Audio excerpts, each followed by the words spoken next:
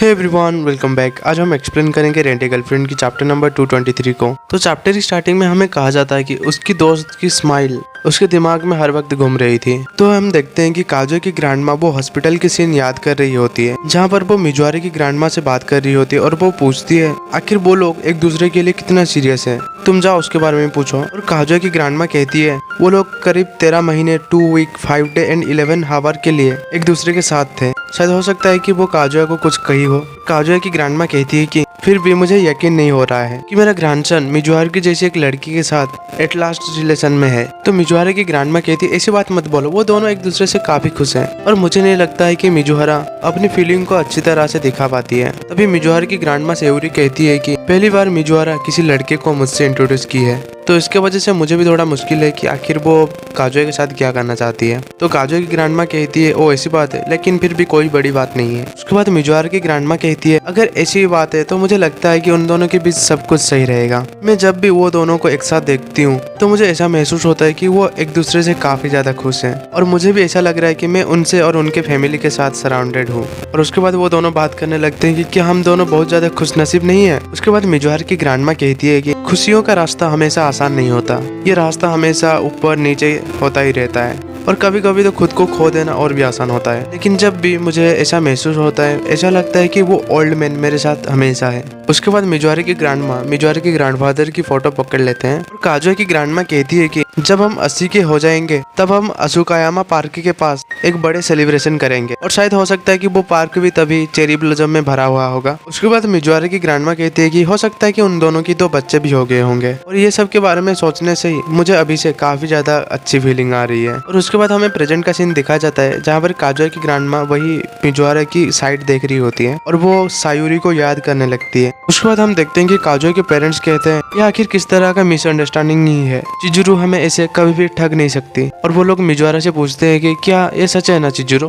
उसके बाद हम किबे को देखते हैं जो कहता है नहीं रुको एक सेकेंड रुको, हम इस तरह से इनकार नहीं कर सकते। चिजुरू तुम उसके सच में गर्लफ्रेंड नहीं हो, क्यों है ना, ये हो नहीं सकता, तुम दोनों हमेशा साथ में ही थे। चिजुरू तुम काजुआ के लिए उस ड्रिंकिंग पार्टी में खड़ी हुई थी, तुमने सिमोडा में अपनी जिंदगी को रिस्क में रख के काजुआ की जान बचाई थी। जैसे कि आपको पता है मिजुआरा और काजुआ ये दोनों पानी में डूब गए होते हैं। काजुआ पहले उसे बचाने के जाता है, उसके बाद मिजुआरा उसे बचाती है। तो तुम कहना क्या चाहती हो, ये सब एक रेंटल जॉब था, तो आखिर तुम वो रिंग के बारे में क्या बताना चाहोगी? क्या एक रेंटल गर्लफ्रेंड इस तरह रिंग पहना सही था? मैं ये सच में यकीन नहीं कर सकता कि तुम अपनी ग्रैंडमा को इस तरह से ठग रही थी, मैं सच में यकीन नहीं कर सकता। और तभी वो गुस्से में काजुआ से पूछता है कि तुम काजुआ तुम कुछ कहना चाहते हो या फिर नहीं। यहाँ काजुआ कुछ भी समझ नहीं पा रहा होता है और वो सोचते है कि आखिर यहाँ पर क्या हो रहा है। क्या काजुआ सोचने लगता है कि तुम मजाक कर रहे हो, क्यों है ना, वो अचानक से आखिर कैसे बुरी बन गई, ये सच में नहीं हो रहा है, क्यों है ना। उसके बाद काजुआ मामी के बारे में सोचने लगता है, आखिर मामी तुम क्यों यहाँ पर आई और ऐसे मिजुआरे के बारे में बात किया। उसके बाद काजुआ कहता है कि मुझे माफ कर दो किबे, सॉरी, ये सब कुछ मेरे वजह से हुआ, लेकिन मिजुआरा को इससे बाहर रखो। वो सोचने लगता है ग्रैंडमा तभी से वहाँ पर बैठी है, क्या वो मिजुआरे के सारे पास्ट के बारे में याद कर रही है। तभी किबे थोड़ा आगे बढ़ने लगता है और उसके बाद वो काजुआ के ऊपर एक पंच मारता है, जिससे काजुआ पूरा नीचे जाके गिर जाता है। और इसे देख के कोरी मिजुआरा पूरा चौंक जाते हैं और कोरी किबे को पकड़ने लगता है। उसके बाद किबे कहता है आखिर ये सब क्या है काजुआ, तुम्हें पता है मिजुआरे की ग्रैंडमा मरने के बाद नागोमी ग्रैंडमा कितनी ज्यादा डिप्रेस्ड थी। वो हॉस्पिटल में रहते वक्त वो सोचती थी कि आखिर वो क्या करे तुम्हारे लिए, और वो तुम्हारे ऊपर कितनी ज्यादा यकीन करती थी और तुमने ग्रैंडमा को कितनी ज्यादा झूठ बोले और उनकी प्रॉमिस को तुमने तोड़ ही दिया। तभी हम देखते हैं कि पीछे से काजो की ग्रैंडमा कहती है बहुत हो गया, रुक जाओ किबे, हम लोग यहाँ के गेस्ट को डिस्टर्ब कर रहे हैं। उसके बाद किबे ग्रैंडमा की आवाज सुन के कहता है लेकिन ग्रैंडमा नागोमी ये हमेशा गलत था, एट लास्ट इसका वैल्यू कुछ भी नहीं था। ग्रैंडमा चिल्ला के कहती है अब शांत हो जाओ। उसके बाद वो कहती है मैं ठीक हूँ, मैं ठीक हूँ। मेरा ग्रैंडसन जब एक लड़की के साथ पहली बार मेरे आगे आया था और वो लड़की एक रेंटल गर्लफ्रेंड थी, वो डिनर, वो रिंग, ऐसा लग रहा है कि वो सपना भी शायद उसका भी कोई पैसा होगा। जो हंसी हमारे बीच हुई थी और जो कहानियां हमने एक दूसरे को बताई थी, शायद ये सब कोई मजाक था। वो कहती है शायद हो सकता है ऐसा ही कुछ होता है जब तुम्हारा सपना कुछ ज्यादा ही अच्छा हो। उसके बाद वो कहती है शायद हो सकता है कि फ्यूचर में मैं कभी देखूं और मैं खुद के ऊपर ही हंसूं। उसके बाद ग्रैंडमा खड़ी होती है और वो पूछती है चिजुरो, सायूरी तुम्हारे ऊपर यकीन करती थी अपने अंत तक। वो ये दुनिया तुम्हारे ऊपर भरोसा करते हुए ही छोड़ दिया। उसकी प्यारी ग्रैंडडॉटर फाइनली एक बॉयफ्रेंड को इंट्रोड्यूस करने में कामयाब हो गई।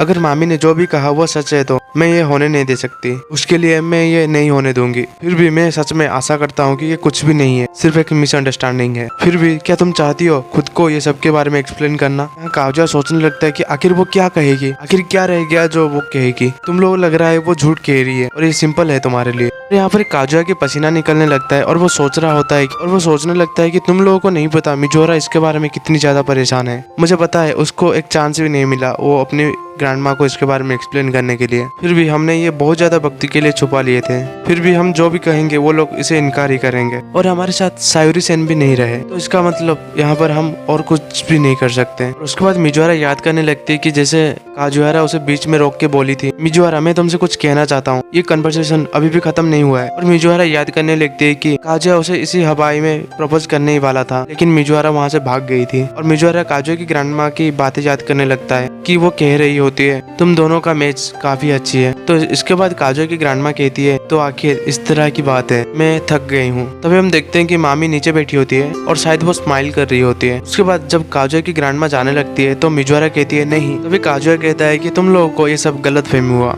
इसके बाद वो सोचने लगता है कि अगर ह्यूमन हिस्ट्री में किसी वर्स्ट कन्फेशन की लिस्ट हुई होगी तो ये वाली सबसे ऊपर रहेगी। और इसके बाद हमें कहा जाता है कि इस वक्त उसके अंदर जो भी कुछ भरा हुआ था वो अचानक उसके मुंह से निकलने लगा। ये एक शायद किसी कन्फेशन था। और उसके बाद काजुआ कहने लगता है कि तुम लोगों को लग रहा होगा ये सब यहाँ पर खत्म हो गया, लेकिन कुछ कहना अभी भी बाकी है। और उसके बाद वो कहता है मिजुआरा बिल्कुल भी ऐसी नहीं है। काजुआ कहता है कि मिजुआरा बिल्कुल भी ऐसी नहीं है। और उसके बाद काजुआ की हैंड दिखाया जाता है जहाँ पर काजुआ की पल्स रेट 125 चल रही होती है। और हमें लास्ट में कहा जाता है एक छोटी सी तितली की पंख भी एक बड़ी सी तूफान की कारण बन सकता है। और यहाँ पर ये चैप्टर खत्म होता है।